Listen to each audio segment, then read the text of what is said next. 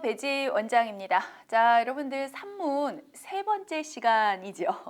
자, 열심히 수업 듣고 있는 거 맞지? 비록 직접 현장에서 제가 이제 여러분들과 얼굴을 마주보지 못하고 있다 보니까 굉장히 불안한 마음이 없지 않아 있어요. 하지만 여러분들을 믿습니다. 이전까지 나랑 같이 수업했잖아 하면서 얼마나 열심히 듣는지를 내가 봤거든. 눈 하나하나 마주치면서 봤기 때문에 지금도 그럴 것이라 저는 믿으면서 제 열과 성의를 다해서 저 수업은 합니다. 그러니까 여러분들 집중해서 들으시고요. 자, 지금쯤에는 이제 물론 세 번째 시간밖에 안 됐어. 그러니까 오늘까지도 또 좀 듣고 나면 또 이제 또 바뀌고 하겠지만 이제부터는 이제 살짝 좀 알겠다. 물론 여러분들이 뭐 산문을 모르겠다 했을 거라고 생각하지 않아요. 고3이잖아. 내가 뭐 이제 고3이죠. 내가 뭐 여러분들이 뭐 산문 어떻게 푼지 전혀 몰랐는데 일 거라고 생각하진 않아. 하지만 알고 있는 것과 그 알고 있는 것이 나한테 침투돼서 이른바 체화라고 하죠. 체화되어서 그래 이렇게 푸니까 풀려? 나 이렇게 풀고 있네 내 스스로.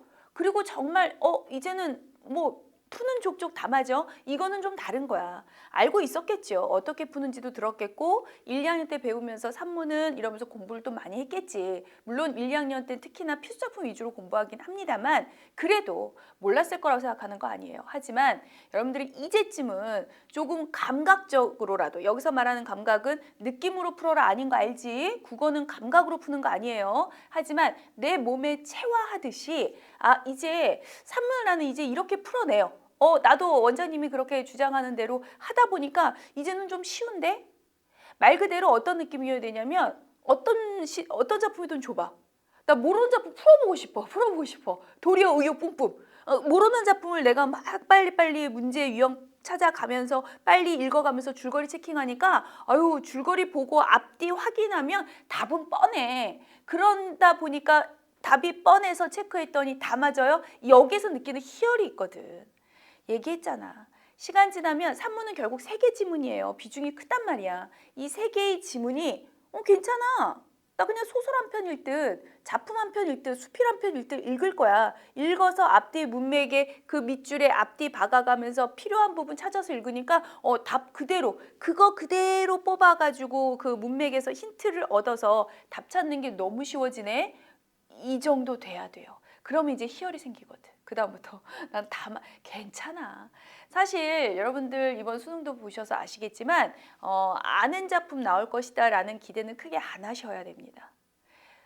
어찌됐건 나는 내 능력대로 풀겠다. 자, 오늘도 이제 서설이 길었지. 그래도 집중합니다. 자, 오늘도 또한 여러분들 이제 저랑 읽어보시면 아시겠지만 낯선 작품들이 이제 줄을 이룰 거예요. 되도록이면 낯선 걸 넣으려고 내가 노력을 했고. 그래서 낯설지만 괜찮아. 문제 우선 파악하고 최대한 풀어볼 거야. 자, 이 기준 갖는 거 잊지 마시고 오늘 수업이 끝나고 또 다음 시간이 되었을 때는 선생님 저 집에서도 낯선 작품 제가 모의고사 문제 풀어봤는데 소설은 그냥 읽으면 풀리던데요. 이 기준이 되기를 바랍니다. 그게 이번 시간 혹은 다음 시간 혹은 그 다음 시간까지라도 해서 5주차잖아. 여러분들 모두 다 실력 완성되길 바랄게요. 그럼 나랑 배운 게 현대시하고 산문, 사실 고전 산문 똑같은 거거든. 아주 많은 비중이 이제는 만점이다로 갈 거라고 생각이 됩니다. 산문은 비중이 크고 하지만 도리어 쉽다. 잊지 마세요. 서설이 긴 이유는 얘들아 지겨운 거 알지요.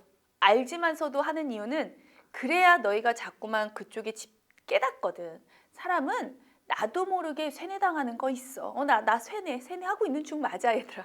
이렇게 풀어. 안 그러면 여러분들 나한테 들어서 알고 있죠. 하지만 시간 지나면 또 딴 방향 가고 있다. 이게 사람이야 얘들아. 또 딴 생각하고 있고 어떻게 푸는지 잠깐 어떻게 풀었더라? 그렇게 돼요. 운동도 그렇거든 얘들아. 배웠지만 막상 알아 이론은. 하지만 그게 내 몸에 체화 안 돼 있으면 운동 잘한다, 운동할 수 있다고? 그렇지 않아요. 자꾸 잊혀지게 돼 있거든요. 나 세뇌하는 중 얘들아.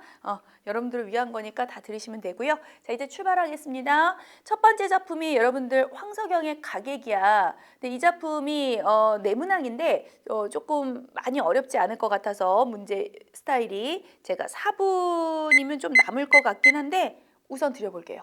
최선을 다해서 푸시고 혹시라도 조금 남을 것 같아. 남은 학생들은 지문 더 마지막까지 읽으면서 이런 작품이구나라고 기억해 두는 거.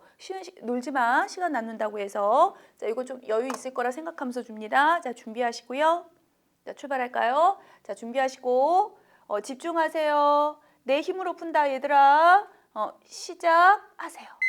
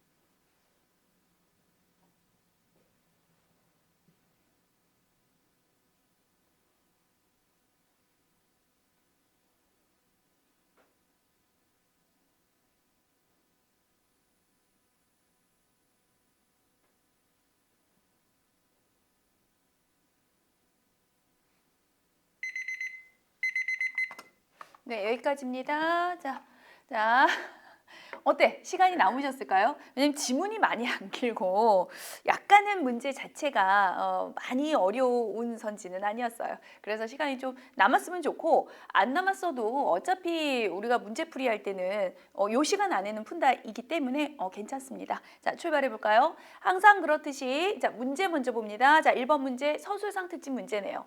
자, 1번을 보니까 시대적 배경을 드러내는 소재를 통해 라고 하는 것은 알고 있겠지만 한 번 더 설명. 그 시대에만 사용되는 그러한 소재를 얘기하는 거야. 그러니까 예를 들면 뭐 순사라든가 지금 뭐 사실은 경찰이라지 순사라는 말 안 한다는 건 누구나 알잖아. 이게 꼭 지식이어서 아는 건 아니거든요. 어쨌든 순사라고 하는 건 그 당시 일제강점기 시대에만 있었던 단어예요. 경찰을 순사라 했어. 그러니까 이거는 1920년대, 30년대 일제강점기야. 이렇게 시대적 배경을 알 수 있게 해주는, 즉 그 당시에만 있었던 그런 소재들을 가리킵니다. 머릿속에 너희가 뭐가 있었어야 되냐면 글을 읽어가면서 그런 소재가 있는지를 보는 거죠.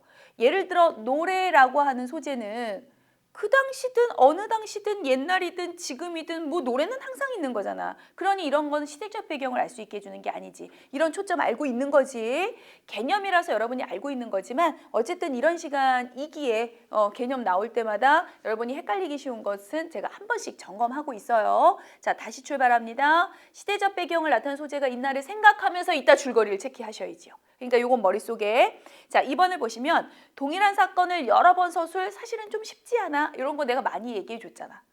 절대 안 돼 라고 하는 건 없어요. 의도적으로 소설이라고 하는 건 참 다양한 형식과 방법론이 있는 것이기 때문에 글을 쓰는 작가 입장에서 어떤 방식으로든 뭐 글을 만들어낼 수 있지만 사실은 굉장히 우리한테 주어지는 지문이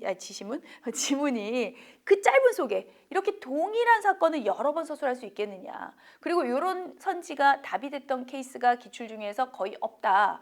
요거 체크. 그리고 나서 3번도 이거 쉽지 않겠는데 4번을 잠깐 봐주시면 서술자와 관찰자 입장에서 사건을 객관적으로 전달하려면 서술자의 심리 같은 건 전혀 나오면 안 되거든요. 그러니 너희는 머릿속에서 읽으면서 심리가 나오는지 안 나오는지를 체크하겠다. 약간의 머릿속에 두고 지문을 읽어가면서 체크를 하라는 소리예요. 이렇게 체크한다는 건 뭐냐면 지문을 읽어가다가 내가 왜 중간에 끊고 와서 보니까 어라? 얘 무조건 답이네. 혹은 어라? 얘 무조건 답이 아니네를 빨리빨리 지워주고 체크할 수 있거든. 우리 그렇게 풀기로 했잖아. 다 읽고 푼다기보다 왔다 갔다 하면서 하겠어요. 자, 3번 선지 보겠습니다. 서술자가 사건을 이야기 속에서 전달하다가 이야기 밖에서 전달하고 있다에다 밑줄을 한번 그어주시면, 자, 그어주세요. 보통 우리가 서술자를 변화시켜서, 그러니까 장면마다 서술자를 보통은 이런 표현 쓰죠. 달리하여 뭐 이런 표현을 가장 많이 쓰는데 사실 장면마다 서술자가 달리되기가 이런 선지가 또한 쉽지는 않아요. 왜냐하면 장면마다, 그러니까 뭐 한 2장면, 3장면 이렇게 서술자가 바뀌어요가 그런 작품 있죠. 있지만 그걸 모으기가 쉽지는 않아. 그렇지만 서술자를 달리하는 데 있어서 문제 내기에 가장 편한 거, 그리고 딱 떨어지는 게 뭐냐면 얘들아 1인칭에서 3인칭으로 가거나 반대로 3인칭에서 1인칭으로 가는 건 문제 내는 입장에서 너무 마음이 편하죠. 예를 들어 서술자가 바뀌었는데 3인칭인데 철수였어. 그 다음 영희로 바뀌었어. 또 3인칭으로 바뀌었어. 이런 문제는 내기가 마음 불편해요. 왜냐면 이게 아주 미묘하거든. 살짝 그 관점에 따라서 달라질 수 있기 때문에 아주 명백한 것을 문제 내는 걸 마음 편해한다. 그러니 만약 서술자가 바뀌었어요 라는 문제를 낼 때 3인칭에서 1인칭, 1인칭에서 3인칭은 내기가 너무 편해요. 한 가지만 생각하면 되거든. 아주 명백하게 똑 떨어지거든. 1인칭에는 나가 있다. 3인칭에는 뭐가 나와야 돼요가 아니야 얘들아. 나가 없다. 이 관점이거든요. 그러니까 너무 쉽지. 사실 그리고 문제를 푸는 입장을 얘기할까? 문제 푸는 입장에서 이제 저 같은 경우를 얘기하는 거예요. 나 같은 경우가 뭐냐고? 소설 문제 너무 쉬워. 이렇게 생각하는. 특히나 서술상 특집 문제는 답될 거 몇 개 없어. 그중에서 골라. 이렇게 문제를 많이 풀다 보면 이 관점이 생긴단 말이야. 나한테 설명 많이 듣고 이러다 보면.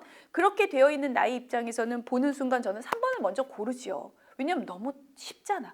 이거 혹시 3번이 가장 가능성 있는데? 심리가 아예 안 나오기 쉽지 않거든요. 근데 뭐 지문 읽다 보면 심리가 있다 없다는 너무나 극명하게 빨리 보이기 때문에 심리 엄청 많은 소설이거든요. 그러니까 극명하게 보일 것이고 3번이 가장 유력해서 이야기 속에서 전달하다가 그 다음에 이야기 밖으로요. 얘기했죠. 그러면 앞에 쪽에는 나가 있어야 되고요. 뒤에 쪽에 가선 나가 없어야 되는데 딱 떨어지게 가와 나로 나눠놨어. 자, 가를 봤더니 나가 100%네 번째 줄인가 있네요. 내 사촌이면 틀림없다. 있잖아. 그래서 나를 와서 보니 그는으로 출발해서 쭉 물론 여러분이 눈으로만 긁을 수도 있고 아니면 어차피 줄거리를 체킹해야 되기 때문에 2번, 3번 문제를 풀기 위해서라도 줄거리를 읽고 있었겠지요. 그런 관점에서는 좀 읽다 보면 어라? 앞에 나가 나오니까 우선 요거 캐치. 그러면 이따가 나가 안 나오는 완벽하게 나 없이 진행되는 부분을 보면 답은 3번이네. 이렇게 체킹하는 걸 머릿속에 생각하는 거야. 그랬을 때 보니 남은 단은요. 아예 나가 존재하지 않아요. 계속 처음부터 끝까지 시종일관 그라고만 지칭을 하고 있죠. 그럼 사실 살짝 4번 선지 같은 거 얘들아. 미안해. 지우개 좀 가져올게. 지우개 가져오느라고 저 화면 사라졌어. 왔어. 자, 4번 선지 같은 거 살짝 애매할 수 있고 그거는 줄거리를 아주 잘 읽어야 체킹될 수 있거든요. 근데 뭐 그거 안 체킹해도 그게 있든 없든 있는지 없는지 굳이 체킹하지 않아도 시간 버리지 않아도 3번이야 라고 체킹할 수 있다는 거죠. 그래서 가능성 있는 거 나중에 서술상의 특징은 얘기했잖아. 가능성 있는 게 5번 선 5개 중에 몇 안 돼요. 그거 체킹하는 거 쉽습니다. 그래서 어쨌든 3번인 거 확인하셨고 2번 가와 나에 대한 읽어야죠. 읽어야 아마 지문이 눈에 들어올 겁니다. 그 다음에 3번 기억과 니은이 나에 있거든요. 나의 기억과 니은 둘 다 똑같은 시냇물인데 얘기했어. 시냇물 자체를 보는 거 아닌 거 알고 있죠? 앞뒤에서 시냇물과 관련된 앞뒤 내용에서 시냇물을 무엇이라고 얘기하고 있는지 왜 시냇물이 나왔는지를 찾으시면 될 거예요. 그건 저랑 같이. 그리고 나서 4번을 보니까 안타깝게도 보기가 큰 도움이 안 되죠. 보기 같은 게 정말 말 그대로 이런 게 이제 쓸데없는 추상적 개념이죠. 아이 그치. 예술 작품에는요. 작품이 있고 수영자가 있고 뭐 이런 거 시험 문제 나오지도 않잖아. 내신 때야 뭐 살짝 나왔겠지만 이제 수능에서는 뭐 이런 개념 추상적 개념 물어볼 것도 아니에요. 그냥 그렇다면 우리가 보기를 통해 줄거리를 체킹을 받지 못했다면 우리는 앞에서부터 그냥 쭉 읽으면서 줄거리를 찾을 거고요. 단지 그렇다면 1, 2, 3, 4, 5번은 앞에 줄거리를 읽었을 때 줄거리에서 어긋나는 것이 아마 답일 것이다 라고 찾으셔야 되겠죠. 자, 이렇게 기준을 잡으셨으면 지문은 이제 여러분이 읽으셨다는 전제하에 제가 나지문만 그것도 다 못 읽어 살짝쿵 보여드립니다. 이 작품이 어떤 작품인지는 요거 먼저 하고 살짝쿵 보여드릴게요. 자, 문제 푸는데 도움되라고. 자, 봐봐. 여러분이 이제 가를 읽고 또 나를 읽습니다. 그는 도저히 믿어지지 않았다. 우선 그가 나왔죠. 수추가 나왔죠. 나라고 나오지 않잖아. 물을 마구 헤쳐놓고는 다시 들여다보았지만 음료를 왕성한 자의 얼굴이 아니었다. 그는 그 얼굴을 미워했어요. 따라서 시냇물도 미워해요. 왜냐하면 시냇물이 얼굴을 비춰주는 거니까. 미워할수록 그의 얼굴은 더 추악하게 떠오르죠. 자, 기억에 시냇물이 나왔는데요. 시냇물을 보더니 자신의 얼굴이 추악하게 떠올라서 미워하고 있어요. 앞뒤에 시냇물 얘기에 그거밖에 없잖아. 얼굴을 미워했어요. 추악하게 떠올랐어요. 그거밖에 없잖아. 계속. 그러나 수추는 강 건너편 광야에서 몇 날 몇 밤을 짐승들이 일시에 몸소리치면서 달아났다가 다시 밤이 되면 그의 노래를 들으러 모여들고 또 해가 지면 지금 강 건너편에서 노래를 부르고 있죠.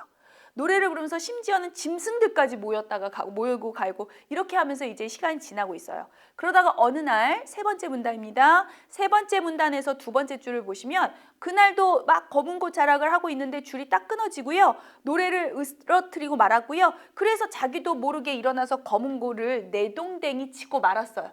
그래서 얘가 노래를 부르다가 줄이 끊어지는 걸 계기로 해서 검은고를 내동댕이 쳤죠. 완전히 깨뜨려 버렸어요. 그리고 그것 때문에 같이 이것이 깨졌다는 것은 노래까지 깨졌음을 의미하죠. 뒤에 나와 있어. 내가 상징적인 의미 얘기해 주는 거 아니야. 우리는 무조건 지문복을 풀 거야, 얘들아. 다시. 제가 산문이 쉬워, 얘들아 라고 하는 이유는요. 그냥 읽으면서 줄거리 파악만 하면 되는데 그것도 지문에 충실하게.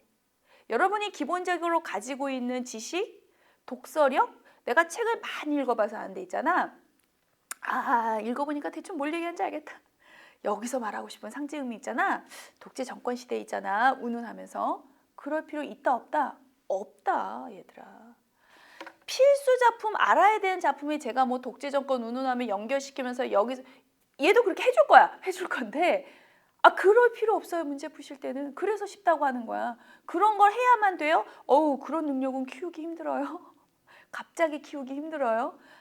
무슨 말 하고 싶은지 알지? 누구나 그냥 내가 하라는 대로만 그냥 앞뒤 문맥상. 지금 여기 있네요. 그의 노래마저도 함께 부서져 버렸다. 그 뒤에 있는 대로 쓴 거란 소리야. 자, 그리고 나서 그래서 노래를 부를 수가 없게 되죠. 그러다 보니까 아무도 찾아오지 않게 됐고요. 진실로 그러니까 이래서야 평화롭게 이제서야 잠이 들게 됐어요. 노래로부터 노연한 거죠. 집착에서부터 뭔가 노연하고 이제 그러면서 자기 모습이 변화되는 걸 느낍니다. 자, 그 다음에 물을 마시려고 그래서 그 다음에 시냇물을 또 내려다 보니까 뭐라고 했냐면 수추는 환희의 얼굴을 만나죠. 얼굴이 환희예요. 얼굴을 먼저 쓸 걸 얘하고 똑같이 하게. 그리고 경이로움으로 가득 차 있어요. 그러면서 심지어는 맨 마지막 어떻게 겸손하게 바뀌었습니다. 말 안 해도 알지 얘들아. 부정적인 자신의 모습과 긍정적인 모습을 보여주고 있고요. 지나면서 내면이 변화했죠. 그런데 긍정적으로 변했다면 부정적인 상황, 자기를 미워하고 힘들어하고 이런 거 우리 보통 갈등이라고 하잖아. 갈등이 별게 아니야 얘들아. 어찌됐든 부딪히면 갈등이거든요. 그런데 그것이 이제 환희에 찼다면 그건 해소되었음을 보여주는 거죠. 이걸 함으로써 이런 내용이야. 나가 제가 그냥 있는 그대로 읽었고요. 전 지문 그대로 썼을 뿐. 얘들아 이 상황에서 이제 3번 문제를 먼저 풀게요. 왜? 기역과 니은 시냇물 앞뒤를 읽었어요. 나 앞뒤 읽은 거 쓴 거지? 알고 있죠? 그랬을 때 예를 들어 2번 고난을 상징한다. 기역과 니은의 공통 기능이잖아. 얘는 이미 동그라미이기 때문에 2번 날리셔야 되고 3번 과거의상 아니죠. 지금 현재 벌어지고 있는 일. 세상으로부터 격리하는 4번도 역시 부정적이기 때문에 날리셔야 되고요. 2, 3, 4 날리고 5번을 봐주시면 불가피한 피할 수 없는 운명 같은 것도 사실은 부정적 표현이잖아. 그렇다면 긍정과 부정을 둘 다 아울릴 수 있는 선지는 무엇이냐? 1번밖에 없죠. 1번 자기 확인을 매게 한다. 좋은 모습이든 나쁜 모습이든 매개가 뭔지 알잖아. 보도록 만들어주는, 연결시켜주는 거잖아. 자기 얼굴 확인했잖아요. 두 개 다 공통적으로 들어갈 수 있는 거? 네, 1번밖에 없어요. 자칫 어떻게 보면 넓게 보면 이것도 맞는 것 같고 이렇게 보는 거 아니라니까. 무슨 말인지 알지? 자, 2번 풀고 갈게요. 자, 가와 나의 가를 읽었다는 전제에 가에서 매우 막 얼굴이 일그러지고 수추가 그런 갈등과 갈등 속에서 결국은 이렇게 해소되는 거여서 2번의 답은 3번이 맞고요. 자, 4번도 마찬가지입니다. 제가 일부러 나를 읽어드렸어요. 문제를 아니까 나를 읽어야 4번 문제를 풀어서. 자, 4번에 5번 선지를 봅니다. 가를 읽었다는 전제하 1, 2, 3번 가는 건 여러분이 하시고, 자, 나를 읽어서 5번 봅니다. 강을 건너간 뒤에, 지금 강 건너편에서의 이야기가 나였고요. 검은고를 부숴버린 후, 그렇죠. 검은고를 부숴버린 후 수추는 예술가인 자신의 용모와 자기 작품에 집착하지 않는다. 써 있었어요. 이제 노래에서 놓여놨다라는 표현을 썼고요. 그래서 평화를 얻었다라는 표현을 썼고요. 집착하지 않는다라는 표현 뒷부분 보면 충분히 나옵니다. 줄거리 보고 찾을 거야. 이미 보기가 큰 도움을 주고 있지 않아. 그러면 4번을 볼게요. 강을 건너간 뒤에 노래를 부르는 수추는 이 부분이었겠죠. 강 건너편이었으니까. 자기 작품 속에 형성화된 사회에 대해서 혹시 노래에 사회가 형성화돼 있었던가요? 노래를 부른다는 표현은 이 부분이었거든요. 이 부분. 끊어지고 나서 노래를 안 불렀으니까. 이 부분에 나오는 노래 부르는 부분의 얘기는 뭐만 있었냐면 그냥 오로지 지문에 집중하는 거야. 기억 안 나? 기억 안 나? 얘들아, 이 부분에 노래 집중하는 부분? 그럼 가서 봐야지. 이게 내가 여러분들한테 원하는 거잖아. 잠깐만, 거기 뭐였더라? 이거 제일 싫어하잖아. 얘들아, 그러면 이랬어? 소설에서 그러면 얘가 뭐라고 했어? 그러면 이러면서 나 쳐다보는 거 나 싫어하잖아. 이게 맞죠. 짐은 뭐라고? 가서 보시면 아시겠지만 짐승들이 들으러 온다는 얘기밖에는 되셨어요? 그러니 그게 그 속에 사회에 대해서 이런 내용 자체가 들어가 있지 않습니다. 정답 4번입니다. 줄거리란 뜻이잖아. 마치 4번을 틀린 학생들은 어떤 개념이냐면 보기와 연계지었을 때 뭔가 뭔가 대단히 있어 보이고 뭔가 작품 속에 형상화된 사회에 뭔가 있었던 듯하고 이런 느낌적인 느낌으로 답이 되고 안 되고를 고민을 했을 거예요. 줄거리. 그치? 보기와 어긋나거나 아니면 줄거리와 어긋나거나 뭐 보기와 어긋날 게 없다면 얘는 그럼 줄거리였죠. 이 소리였습니다. 자, 이렇게 해서 문제는 다 풀었고요. 자, 문제는 풀었는데 얘들아 그러면 이 작품은요 선생님 알까봐 좀 간단하게만 얘들아 이쪽으로 올까요? 이쪽으로? 제가 여기까지 갈 수 있으니까 자 간단하게만 좀 보여드리고 갈게요. 황석영이니까 뭐 이 작품을 외우다시피 하진 않으셔도 되고요. 황석영이라서 그리고 살짝 이게 예술 쪽 원래 예술이 조금 뭐랄까 함축적인 얘기들이 많기 때문에 살짝 어려울 수 있어서 이런 얘기야. 혹시 알아? 그러니까 이런 얘기야. 이런 것만 제가 간단하게 말씀을 드리자면 여기에 수추라고 하는 인물이 이제 주된 인물로 나올 거고요. 그 다음에 마을에 장자라는 인물이 주된 인물로 뭐 주될 것까지는 없지만 그래도 갈등 관계인 두 사람이니까 이 두 사람이 나와서 나올 건데 요것에 대한 이야기를 하기 전에 원래 이 작품은 가작품을 보시면 아시겠지만 나라고 하는 1인칭으로 출발하는 거예요. 나도 수추도 거렁뱅이야. 나는 특히나 문둥병이야. 거지 그러니까 거지인데 문둥병 거지야. 그러다 보니 당연히 인정받지 못하고 사람들로 하여금 그리고 격리되어서 도망치듯 살아야 되고 뭐 이런 사람인데 거지니까 더더욱 먹고 살기는 더더욱 힘들 것이고 이렇게 힘들게 사는 나가 회상을 하는 형식입니다. 내가 회상을 하는 형식이기 때문에 회상 여기다 적을게요. 수추를 돌이켜서 생각하면서 이런 일이 있었어. 수추라는 인물이 있잖아. 원래는 이랬는데 이렇게 됐어 라고 얘기를 하면서 수추를 회상하는데 약간은 수추를 높은 경지에 있는 신적인 신까지는 좀 아니지만 대단한 인물로 칭하면서 이 사람을 그리워하는 그러니까 회상을 하면서 그리워하는 그런 내용이에요. 그래서 회상을 하기 때문에 전체적으로는 역전적으로 구성되어 있는 거고요. 회상 장면이 이제 가달락부터 출발하는 겁니다. 어느 날 뭐 이런 식이에요. 그래서 뭐냐면 수추가 내가 어느 날 수추가 마을 사람들이 마을에 와서 노래를 부르는 걸 보게 되는 거야. 나는 물론이거니와 마을 사람들 모두 다 너무 놀랬어. 음악이 그냥 그 음악을 들으면 거기에 마음이 막 동하고 이러는 거야. 그러니까 너무 완벽하다고 생각하고 잘한다라고 생각을 했는데 수추가 지문 읽으셨죠? 고개를 안 들고 있었거든. 고개를 들어서 얼굴을 보여주는 순간 사람들이 이제 그 얼굴 때문에 외면 때문에 실망을 하고 이제 돌아가고 그것에 얼굴에 집착해서 얼굴을 보여주지 않았다는 건 내가 얼굴을 보여주면 내 얼굴은 못생겼어. 그러니까 추악해를 스스로도 인정하고 있다는 소리거든. 그래서 이제 그렇게 생각하는 수추가 이제 강 건너편에 가서가 나달락이고요. 거기에서 이제 노래를 부르면서 깨달음을 얻는 거죠.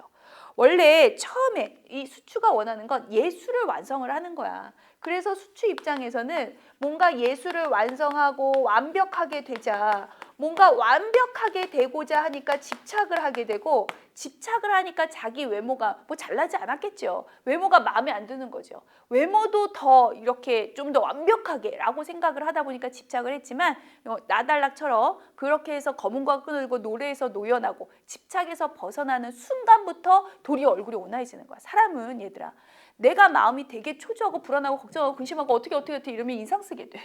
그럼 얼굴에 드러나게 돼 있거든. 그러니까 어찌됐건 마음이 노연하고 마음이 평화로워지니까. 그리고 삶이라고 예술이라고 하는 건 사람들과 함께하고 사람들을 배려하고 이런 속에서도 예술적인 그런 것들이 나오는구나 생각을 하면서 그걸 깨달은 뒤 마을로 다시 내려와요. 내려와서 사람들한테 베풀기 시작해. 심지어 특히나 나 같은 경우에는 문둥병이잖아. 이게 고름 막 그런 거거든. 그런 걸 입으로도 막 이렇게 처리해주고 이러거든. 쉽지 않죠. 그러니까 진심으로 사랑을 하는 거야. 진심으로 사랑을 하다 보니까 마을 사람들이 다 같이 연대하고 규합해서 다 같이 함께하고 이 수출을 중심으로 모이고 이러기 시작을 하는 거예요.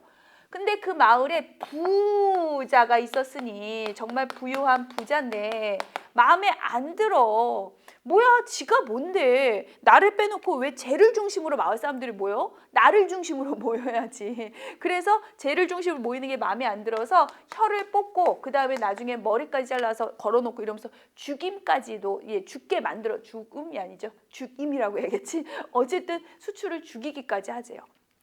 힘 있는 자가 할 수 있는 행동이었지. 그럼에도 불구하고 마을 사람들, 심지어 나를 포함한 모든 마을 사람들은 수추가 죽었음을 봤음에도 믿지 않아. 왜? 그 정도로 약간은 신적인 느낌으로 다가선 거야. 저 사람은 이런 사람이야. 이러니까 죽은 걸 봤어도 언젠가는 살아 돌아오리라, 살아있으리라. 그리고 노랫소리가 들리는 듯해. 이러면서 끝까지 이 사람을 함께한다라고 생각을 한다. 뭐 이런 소설이에요. 그래서 결국 이 작품에서 말하고자 하는 겉모습만 보고 얘기를 하자면 얘들아 그런 거지. 예술의 진정한 완성이라고 하는 거, 어떤 최고의 예술적 경지에 이른다고 하는 건 외면이 아니야. 수추가 실제로 외면이 뭐 성형으로 해서 바꿨겠습니까? 외면은 그대로지요. 그러니 진정한 예술에 대한 완성은 외면이 아니라 내면의 아름다움. 사람들을 아우르고 배려하고 함께하고자 하는 그 내면, 정신, 사고, 그 정신적이고 내면적인 아름다움이 진정한 예술의 완성이 아니겠느냐라고 얘기하는 소설이에요. 그건 이제 기본적으로 알아두고, 하지만 이 속에, 내면 속에 혹시나 보기를 통해서 나올 수 있기 때문에 알아는 두시라는 차원에서 얘기를 하자면, 이게 1970년대 소설이거든요. 1970년대, 그러니까 장자 같은 인물은 뭐냐면 권력자. 어떤 권력자냐면 지금 이게 독재 정권이거든요. 독재 정권의 권력자. 자신의 권력이 유지되어야 되는데 자꾸만 민중을 규합하는, 그러니까 민중을 하나로 모으는, 민중에게 연대를 갖게 해주는 그러한 중심되는 축인 수추가 싫겠지요. 그래서 그쪽을 자꾸만 제거하려고 할 수밖에 없는 그런 대조적인 이러한 시대적인 상황도 일부 상징적인 의미로 드러난다. 그리고 사실 뭐 실제로 매번 얘기하잖아. 작가가 그런 의미로 썼어 안 썼어는 우리는 알 수 없어요. 제가 이런 부분들은 이제 물론 국어 교사들 모두 다 작품집이나 이런 데서 우리는 알고 있지만 실제 황석영 님이 그러했는지는 제가 직접 대화는 안 해봤습니다. 무슨 말인지 알지? 그러니 외운다기보다는 저렇게도 볼 수 있구나라고 너희가 지금 수업 시간에 끄덕이면서 기억을 했다면 외우진 않아도 어느 순간 우리는 항상 보기에 충실해서 풀 것이기 때문에 혹시나 이게 기출이 나왔는데 보기의 조건에 이런 조건 속에서 이야기가 진행된다면 여러분이 그 글을 읽는데 굉장히 도움이 되겠죠? 왜? 이 시간이 생각날 거거든. 그런 내용이었어 이 작품이. 그래 맞아. 그러면서 읽으면 조금 더 스피드하게 정확하게 관점을 빨리 잡아낼 수 있겠죠. 상징적 의미라든가 이 글을 읽는 데 있어서의 줄거리를 모른 상태에서 보기를 근거해서 푸는 건 맞지만 알고 푸는 것과 모르고 푸는 건 속도감에서 차이가 나거든. 무슨 말인지 알지? 그래서 우리는 이런 공부까지도 합니다. 자, 제가 황석영 작품이어서 한번 보여드렸습니다. 자, 두 번째 작품 들어갈게요. 자, 두 번째 작품은 문항수가 많지 않아서 제가 요거 3분 30초 정도 드리면 될 것 같아요. 자, 준비하시고 이호철의 큰 산입니다. 이거 30초를 눌러야 된다고? 기다려. 오케이. 자, 준비하시고요. 3분 30초. 문항수가 적어서 줄였어요.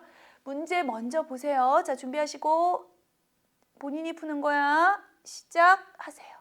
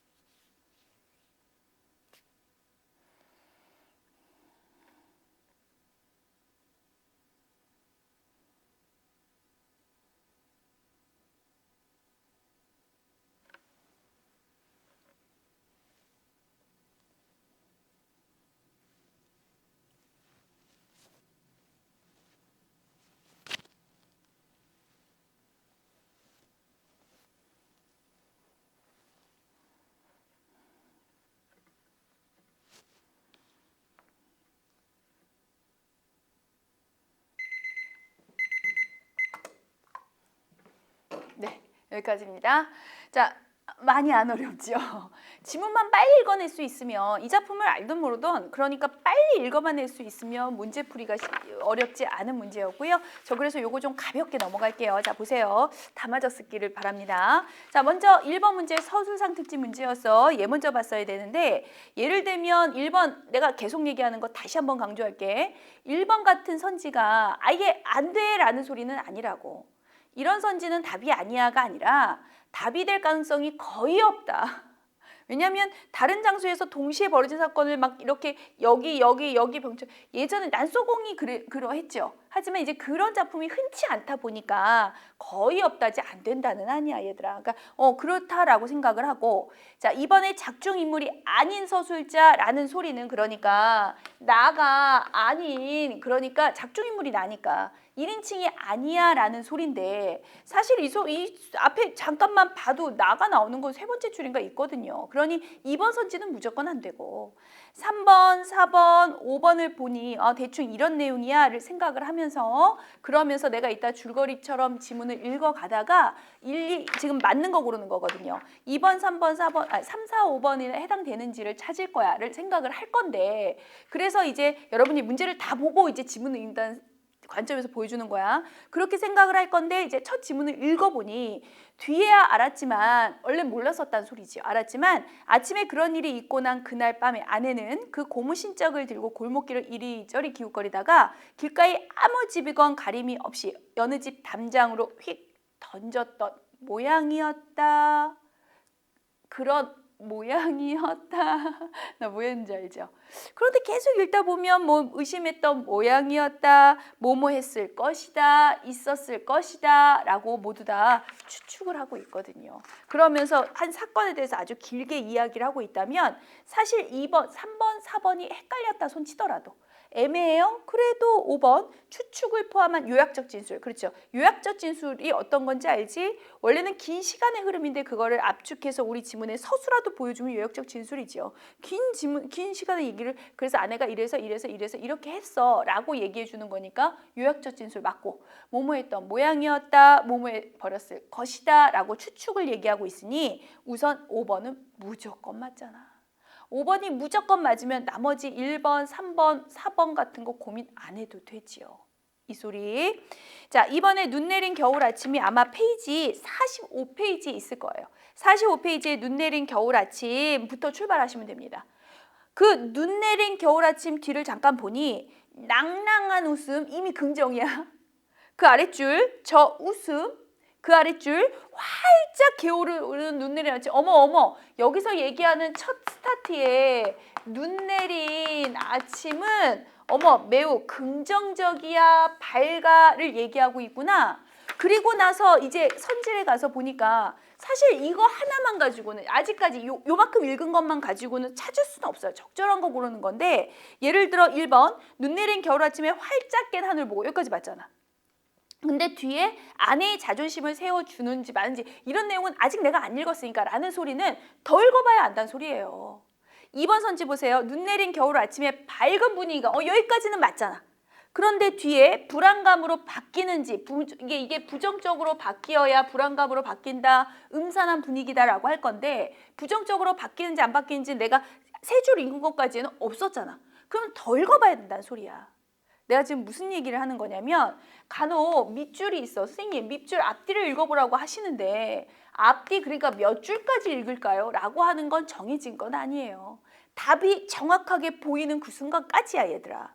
그래서 뒤에 3번 눈 내린 겨울 아침에 나와 아내는 상실감에 젖는다 모르겠고요. 눈 내린 겨울 아침에 아내는 감정에 들떠까지 맞죠. 아내가 막 이렇게 행복하게 웃는다면 감정이 들떠 있는 거 맞을 거지만 뒤에 나에 대해서 미심쩍어 하는지는 읽어봐야 아는 거고 5번도 저 뒤에 기억을 낱낱이 되살려고 애쓰는지 아닌지도 읽어봐야 알죠. 그럼 이 상황에서 대충 여기까지만 내가 세 줄을 읽은 것 가지고는 해결이 되지 않는구나 라고 생각되면 더 읽으셔야 되고요. 뒷장에 46페이지에 쭉 읽다 보면 갑자기 얼굴이 굳어지고 왜냐하면 깜짝 놀라면서 가슴이 철렁하고 심지어는 맨 아랫줄 둘레 이어서 7째 줄 보시면 우리 둘 사이에 음산한 분위기로 둔갑을 했다 라고 명백하게 나와 있기 때문에 눈 내린 아침의 밝은 분위기가 음산한 분위기야 라고 정확하게 똑같이 얘기하고 있는 2번 선지가 정답입니다. 찾아낼 때까지 얘들아. 내가 그 어느 순간 예를 들어서 2번이 이렇도록 정확해요. 음산한 분이 똑같은 단어까지 썼잖아. 그럼 사실은 뭐 나머지 자존심이니 뭐니 뭐 찾을 필요 없는 거죠. 3번도 들어가 봅니다. 3번. 어차피 여러분들이 큰 산이란 원래는 이제 제가 지금 문제를 먼저 풀었지만 여러분들 그냥 보여주느라고 항상 여러분이 만약에 큰 산이란 작품을 처음 대할 때 문제를 먼저 볼 때는 보기를 꼼꼼하게 읽어서 이 작품은 이런 내용일 거야를 알아야 아까 첫 스타트를 할 때 아내가 그래 껄찍해서 뭐 신발을 이게 무슨 말인지를 알거든요. 그래서 보기를 꼼꼼하게 읽어라. 보기를 꼼꼼하게 읽어보니까 도시화, 뭐 항상 그렇듯이 도시화로 인한 가치관의 변화 그리고 과도기적인 상황.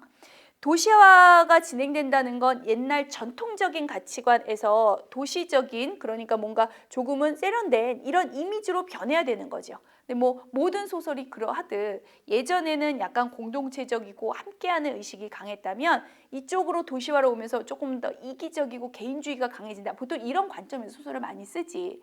그런데 이제 그런 과정 속에서 과도기도 있을 것이고 이 작품은 그 얘기를 하고 있고요.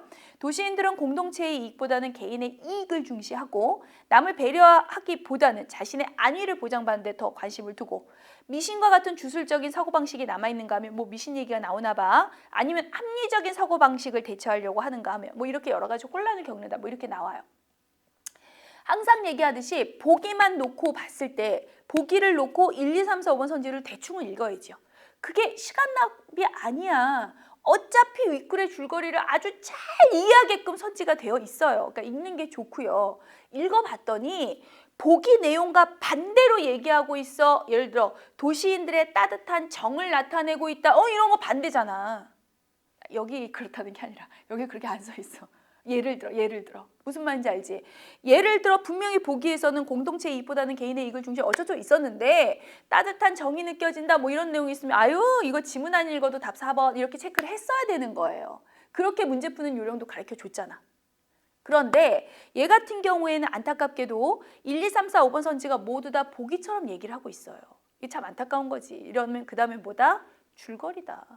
그 다음엔 앞에 가서 읽고 그 부분의 줄거리가 선지에 제대로 써 있는지를 본다. 그런데 예를 들어 따옴표가 있으면 그 부분 가서 앞뒤를 빨리빨리 체크해도 된다.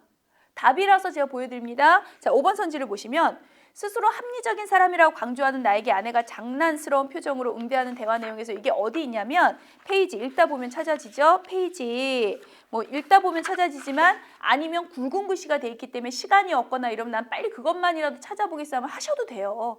페이지 45페이지를 봐서 보시면 45페이지 위에서 굵은 글씨로 세 번째 줄에 있거든요. 나는 합리적인 사람이니까 이치에 닿지 않는 소리는 싫거든 이라고 내가 얘기했어. 자기가 합리적인 사람이라고 자처했어. 이치 좋아하시네 하면서 아내는 입을 비시시 웃고 눈을 얄팍하게 나를 흘겨보는 듯 하더니 다시 장난스러운 표정이 돼서 이제 되물었어요. 자, 어찌됐건 이렇게 장난스럽게 응대를 하고 있고 말 그대로 장난이야. 막 정말 진심으로 무시를 한다기보다 난 이치에 닿지 않는 말 싫어 라고 했더니 이치 좋아하시네. 무슨 당신이 이치 뭐 진심은 아니겠죠. 남편한테 이러면 싸움나 부부싸움이야 얘들아.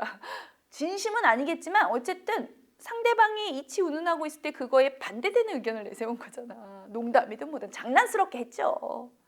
어쨌든 5번 선지 줄거리예요. 아내가 장난스러운 표정으로 응대하는 대화 nội 에서 합리적인 자세로 남을 배려하는 새로운 가치관이 느껴지십니까?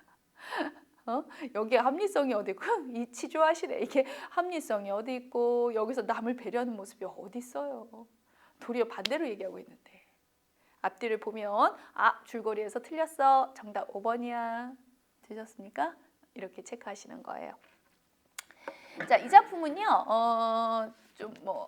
이 작품 안 하려고 했는데 간단하게 얘기하자면 그런 거야. 그러니까 여기 도시 속에 살고 있는 지금 부부의 이야기인데요. 이 부부를 물론이거니와 이 마을 자체가 젊은 부부들이 많이 살아. 그리고 대학을 나온 젊은 부분들이 많이 산다는 건 뭐냐면 조금 도시화된 합리적인 그리고 배웠잖아. 그러니 미신에 집착하기보다는 조금 더 현실적인 감각이 있는 그리고 배웠다는 그런 인식이 있을 거라고 생각을 했는데 막상 미신적인 일이 일어나니까 왜 그 흰 고무신 한 짝이 있으면 불길한 일이 일어난다. 한 짝은 뭔가 하나를 잃어버린 거잖아. 짝이 맞지 않잖아. 이게 옛날부터 우리 사람들 말 속에 있는 그런 불길함을 상징하는데 어느 날 갑자기 신발 한 짝이 자기네 마당에 떨어진 거지. 만약에 정말 합리적으로 사고를 하고 그 다음에 이성적이고 배운 사람으로서 미신 같은 거 믿지 않아 이러면 아니 왜 신발 버리면 되지요. 근데 이 두 부부 똑같이 마음이 아주 찝찝합니다. 그래서 심지어는 아내가 버리고 오거든. 남의 집에다가. 사실 그냥 버려야지 이걸 남의 집 담장해서 남의 집에다 버린다는 건 본인들도 찝찝하면서 그럼 남의 집이 불길함을 가져가라는 소리잖아. 이런 이기성과 함께 그리고 결국은 그것이 다시 또 돌아왔을 때 그래서 음산한 분위기로 아까 바뀐 거거든. 다시 돌아왔을 때 이걸 진짜 버스까지 타고 가서 다른 데다가 아내가 또 버리고 오거든. 나는 또한 말리지 않아 또 합리적인 거 좋아한다면서 미신을 믿어 또 이런 거거든요. 그래서 이렇게 전통적 가치관에서 벗어나는 도시화가 근데 진행되고는 있지만 여전히 그런 미신적인 상황에 얽매이는 그런 과도기적인 모습 혹은 너무나 이기적인 모습 나만 아니면 돼라는 이기적인 모습 그런 것들을 그려주고 있는 작품입니다. 이렇게 좀 가볍게 보면 되는 작품 같아요. 문제 풀기 많이 어렵지 않으셨죠? 네. 그 다음에 조금 이제 마지막으로 난이도가 있는 작품 들어갑니다. 자, 많이 여러분들 연습하라고 제가 마지막에 난이도 넣었고요. 김승옥, 유명한 작가죠. 김승옥의 차나 한잔은 아마 여러분들 처음 보는 작품일 거고 지문도 꽤 길고요. 심지어는 문제도 5번까지 있어서 제가 이거는 6분 30초를 드릴 거니까 다 푸시고 시간 남으면 지문까지 다 읽는 거 잊지 않으셔야 되겠습니다. 또 30초. 30초 한꺼번에 넘어가는 거 없나? 자, 준비하세요. 내가 풀어야 되는 거야, 얘들아. 나 그냥 피곤하니까 6분 동안 쉬었다가 선생님이 해설할 때 체크해야지 할 거면 이 시간은 여러분들한테 중요하지 않아요. 자, 준비하시고 집중하십니다. 스스로 푸세요. 시작하세요.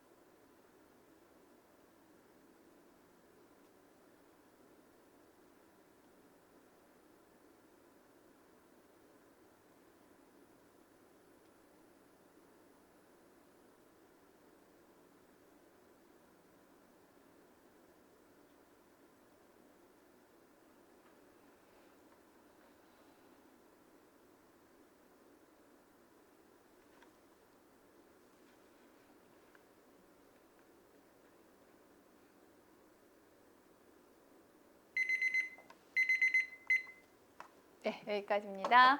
다 풀어보셨어요? 조금 어려웠나요? 네, 이제 자 해설 들어가 보겠습니다. 네, 이제 항상 그렇듯이 문제를 먼저 봅니다. 자, 문제를 보니까 자 1번을 봤더니 이 첫 문제가 이 지문 같은 경우에 서술상 특징 문제가 아니었지요. 그럴 수 있어. 얘기했잖아. 서술상 특징 문제가 항상 나오는 건 아니에요. 서술상 특징 문제가 개념으로서 한 문제에 도 나오지 않아? 그럼 나머지는 다 줄거리죠. 얘도 줄거리예요. 그러니까 1번 문제부터 줄거리였습니다. 자, 보기를 꼼꼼하게 읽고 우리 줄거리 대응을 할 건데 자, 그러기 위해서 보기 읽습니다. 김승옥의 작품들은요. 산업화, 도시화, 근대화가 본격적으로 가동하기 시작한 거대 변화의 징후들을 섬세하고 날카롭게 보여주고 있는데 쉽게 얘기하면 산업화, 도시화, 근대화의 그런 상황을 보여주는 거죠.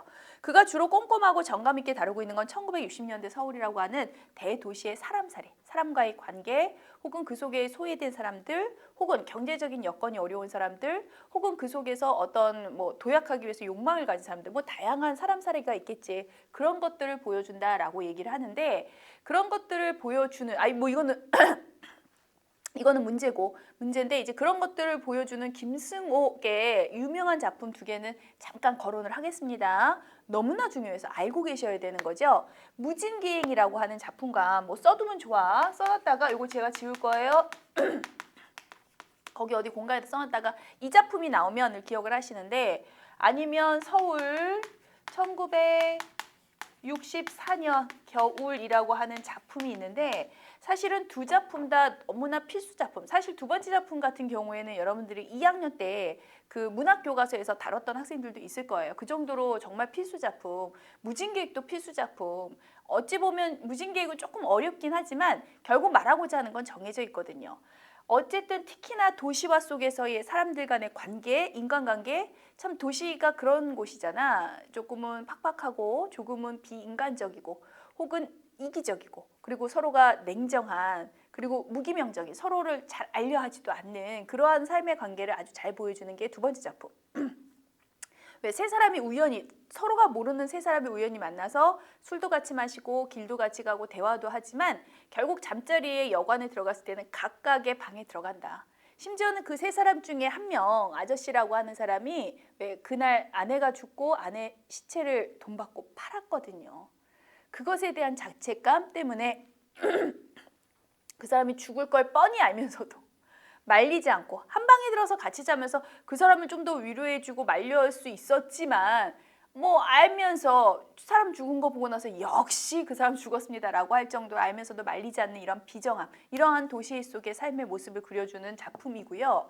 무진계행도 사실은 무진이라고 하는 자신의 고향을 찾아가면서 원래 서울에 그리고 잘 나가는 부인을 잘 만나서 어떤 대기업의 장을 맡을 수 있는 그러한 인물이 무진이라고 하는 자신의 고향에 일이 있어서 가면서 결국 이제 과거의 모습, 자신의 모습 혹은 자신의 지금의 모습을 조금은 잘 보기 위한 그런 공간으로서 지내고 다시 돌아오는 그러니까 여로형적인 그러한 작품입니다.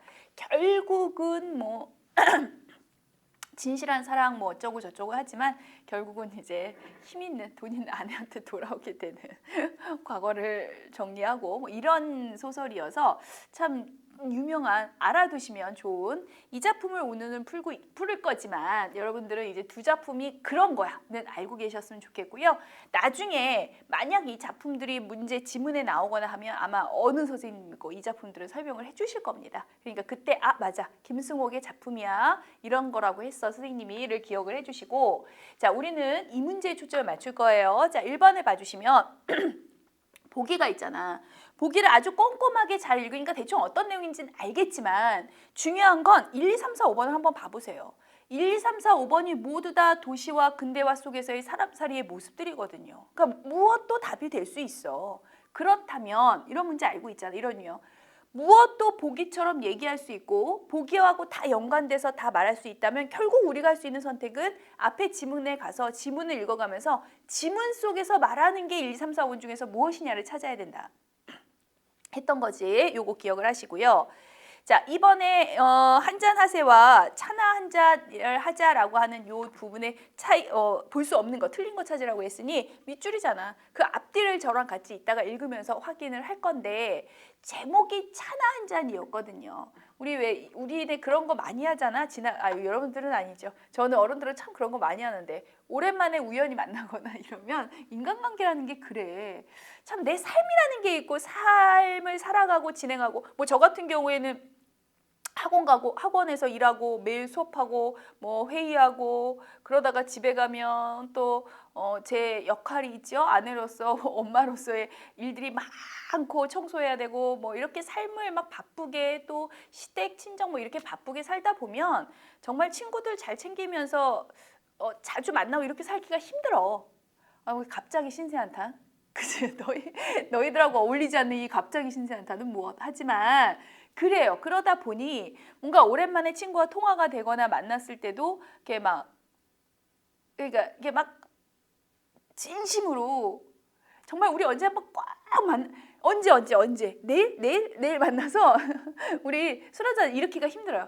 우리 언제 술 한잔 하자. 아 그래 술 한잔 해야지 이렇게 되거든요. 약간은 형식적으로 그런 삶의 모습. 물론 여기서는 조금은 다른 생각이 좀 벗어날 수 있는 이야기지만 어쨌든 약간 형식적인 그런 표현 차나 한잔 하지 뭐 이런 것들이고요.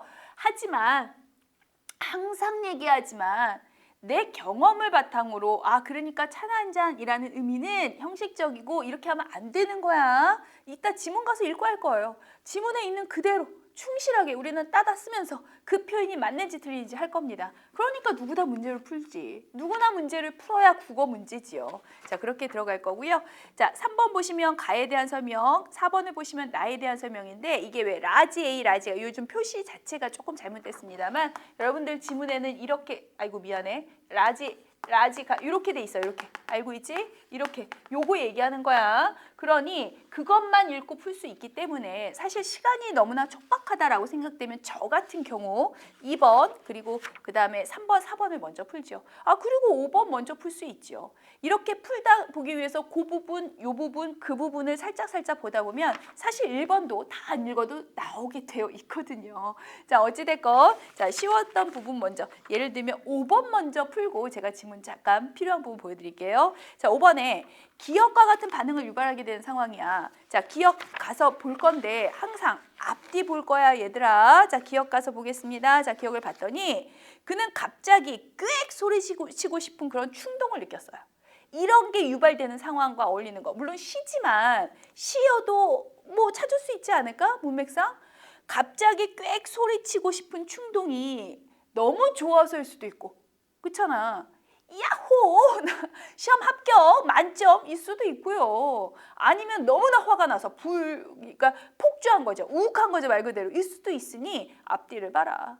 그래서 앞에 보시면 아시겠지만 결국은 쭉 올라가면 유감스럽다, 해고당한다, 네네, 해고당한다라는 말을 그런 식으로 해서 갑자기 그래서 갑자기 꽥 쏘시고 싶은 충동을 느꼈다면 결국은 해고 운운하는 부정적인 감정이 갑자기 항상 얘들아 유사한 사례, 유사한 걸 고를 때는 표현이 유사한 거 고르셔야 돼요.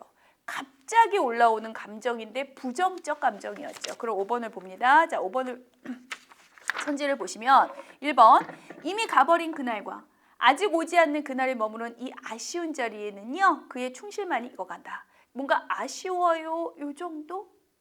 이게 막 갑자기 우욱하는 거하고는 좀 그쵸? 자, 2번을 봅니다. 겨울 문의에 가서 봤더니 죽음이 삶을 껴안은 채 이것만 보면 뭔가 죽음하니까 부정적인 거 맞죠. 하지만 한 죽음을 받는 것을 끝까지 사절하다가 죽음의 인기척을 듣고 저만큼 가서 뒤돌아온다. 요 정도? 3번을 보면 비가 온다 어쩌고저쩌고는 하지만 뭔가 부정적으로 보이지만 비 사이로 혼자 들판을 가리라 라는 의지적인 모습. 5번도 마찬가지로 딱히 차분합니다. 그런데 4번을 읽어볼까요?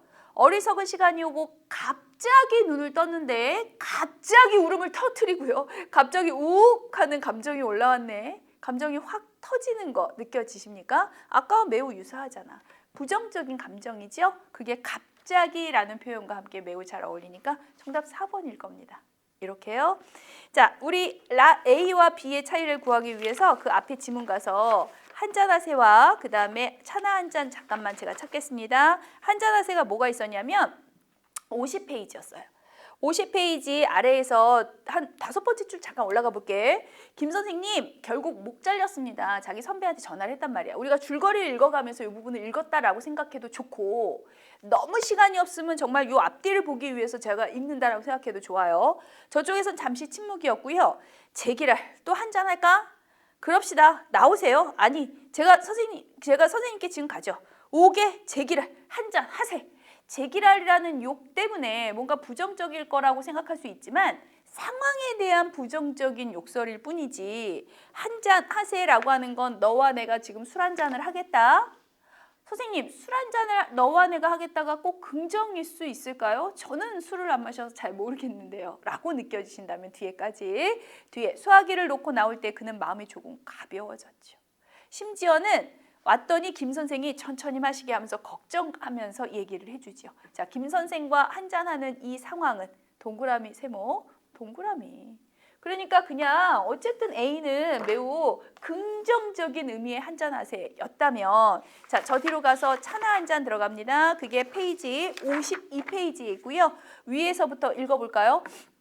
인생이란 말이야. 또 나오시는군. 저 소리 듣기 싫어서 이제 술 끊어야겠어 하면서 누군가 소리치고 있어요. 문화부장이 차나 한잔 하자고 하더군요. 차나 한 잔이 문화부장이 나를 위한 배려일까요? 뒤에 그는 속으로는 자기가 만화연재를 부탁하러 갔던 문화부장을 생각하면서 말하고 있었고요. 다방에 가서 그 양반이 이미 여기서부터 틀어졌어요. 문화부장이 정말 나를 배려하는 사람이야. 배려하는 윗사람이야. 그래서 고마움을 느껴. 그런 고마움을 느끼는 사람한테 그 양반이 라고 하면 이중인격이야. 그거 이중인격 얘들아. 이미 그 양반이 틀어졌고요. 그러더군요. 사람 웃기는 방법의 몇 가지 패턴을 안다고 곧 만화가가 되는 것이 아니다. 바로 그 양반이 그랬어요. 두꺼비 같은 누나를 부라리면서 말입니다. 그리고 날 무안하게 했어요. 자, 차나 한잔 하면서 느낀 감정은 무안함이네. 그치? 이 양반이 진짜 되셨어요? 자, 여기에 초점을 맞춰야지.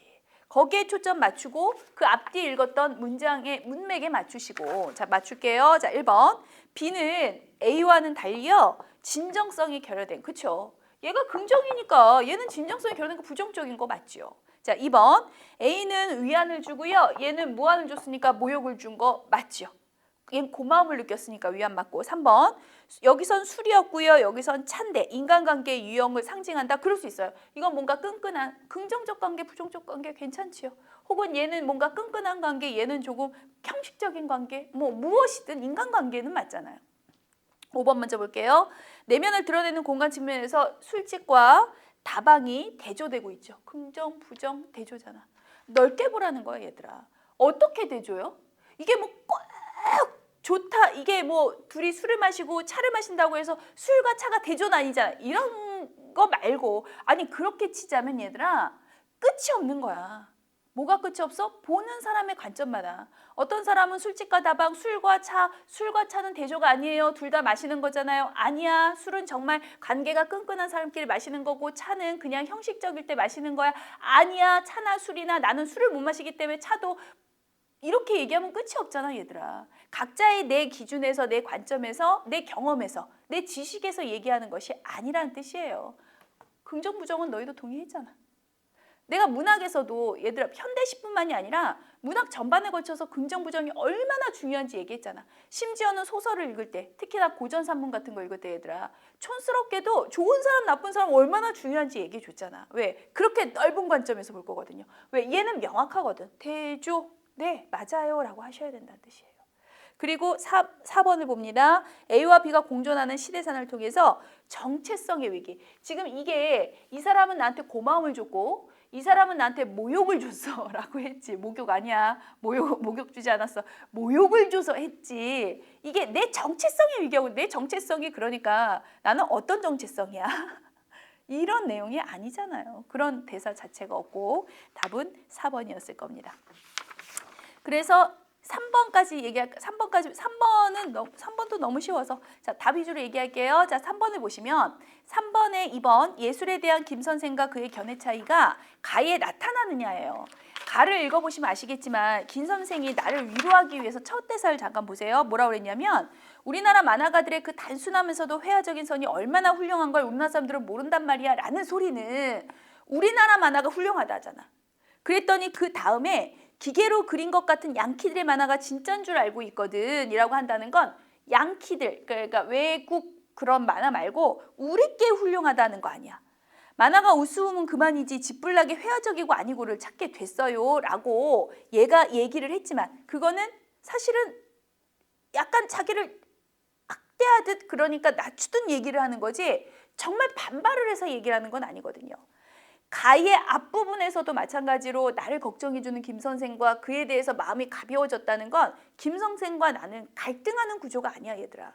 그러다 보니까 어찌됐든 뭐 회화적인 게 얼마나 아름다운지 몰라라고 하는 것은 김 선생 입장에서는 나를 위로하기 위해서 나한테 대해서 얘기를 해주는 거고 나 또한 그걸 찾게 생겼어요 라고는 말은 하지만 자신을 좀 이런 걸 자학적이라고 하지. 이 지문에도 문제도 나와 있습니다. 그냥 그렇게 표현을 한 거지 사실은 진심으로 그렇게 생각하는 건 아니죠.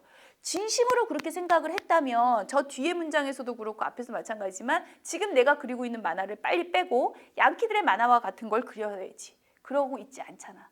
그러니 그래서 잘린 거잖아. 자기의 만화 스타일을 고수하다 보니까.